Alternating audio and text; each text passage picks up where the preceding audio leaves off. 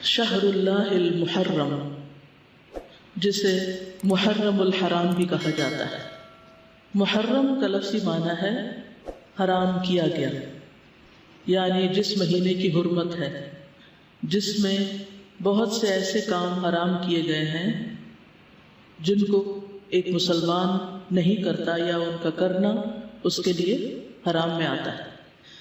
محرم کے مہینے کو شہر اللہ کہا جاتا ہے، اللہ کا مہینہ، اور اللہ کی طرف اس مہینے کی اضافت تعظیمی ہے، یعنی اس مہینے کی تعظیم کی وجہ سے اس کو اللہ کا مہینہ کہا جاتا ہے۔ اس سے اس مہینے کی امپورٹنس کا پتہ چلتا ہے۔ صحیح مسلم کی روایت میں آتا ہے، ابو ہریرہ رضی اللہ عنہ سے روایت ہے کہ رسول اللہ صلی اللہ علیہ وسلم نے فرمایا، رمضان کے بعد سب سے افضل روزے اللہ کے مہینے محرم کے ہیں۔ تو گویا اس مہینے کی بھی خاص عبادت پھر کیا ہوئی؟ روزے۔ عشر ذی الحجہ میں تو پہلے 9 دن کے روزے تھے، لیکن اس میں پورے مہینے میں سے جب بھی آپ چاہیں روزے رکھ سکتے ہیں۔ ضروری نہیں کہ پورے ہی مہینے کے روزے رکھیں جیسے رمضان میں رکھے جاتے ہیں، لیکن 10 تاریخ کا روزہ جو ہے اس کی خاص فضیلت ہے۔ محرم الحرام کی ایک اہمیت کی وجہ یہ بھی ہے کہ یہ ہجری سال کا پہلا مہینہ ہے، تو یہ مہینہ عظمت اور برکت والا ہے اور حرمت والا ہے۔ حسن بصری کہتے ہیں کہ بے شک اللہ نے سال کی ابتدا بھی حرمت والے مہینے سے کی اور اس کا اختتام بھی حرمت والے مہینے سے کیا، یعنی آغاز بھی حرمت سے، اختتام بھی حرمت پر۔ سال میں رمضان کے بعد اللہ کے ہاں محرم سے بڑھ کر عظمت والا کوئی مہینہ نہیں۔ تو اس سے کیا پتہ چلتا ہے کہ اگر کسی چیز کی ابتدا میں بھی حرمت ہے اور انتہا میں بھی، تو پھر ان دو کے بیچ میں کیا ہونا چاہیے؟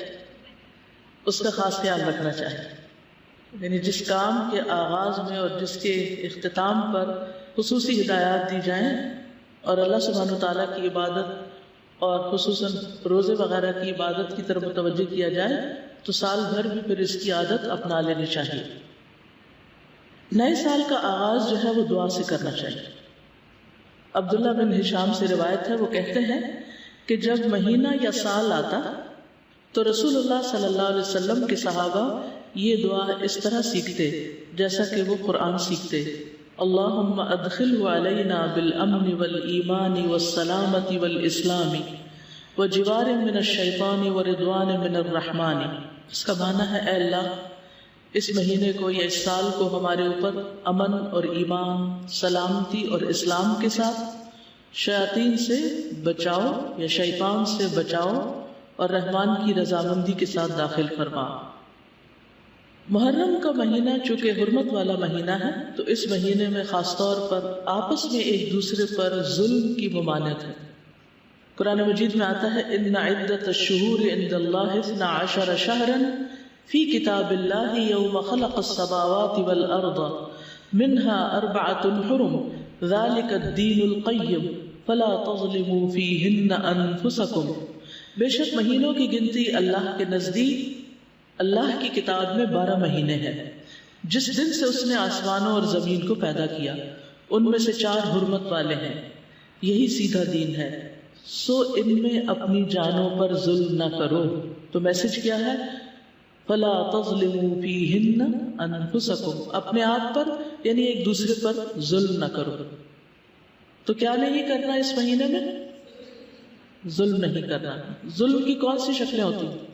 ظلم ہوتا ہے کسی کو اس کے حق سے محروم کرنا، کسی کا حق چھیننا، کسی کا حق مارنا۔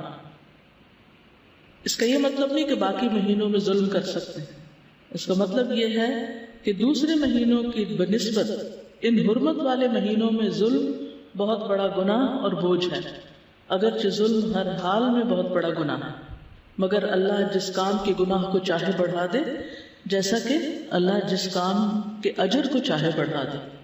یعنی وہی نماز ہوتی ہے، وہی صدقہ خیرات ہوتا ہے، لیکن عشرہ ذی الحجہ میں کیا ہوتا ہے؟ اس کا اجر کئی گنا بڑھ جاتا ہے۔ اسی طرح حرمت والے مہینوں میں ظلم کا گناہ جو ہے وہ زیادہ ہو جاتا ہے، اور یہ 4 مہینے خاص طور 1/3 آف دا ایئر خاص طور پر اس لیے اس کام کے لیے رکھا گیا اور اس کی شدت کا احساس دلایا گیا تاکہ لوگ اس کی پریکٹس کریں، کانشیس ہوں، اور خصوصی طور پر اس میں اپنے آپ کو ایسے گناہوں سے بچائیں۔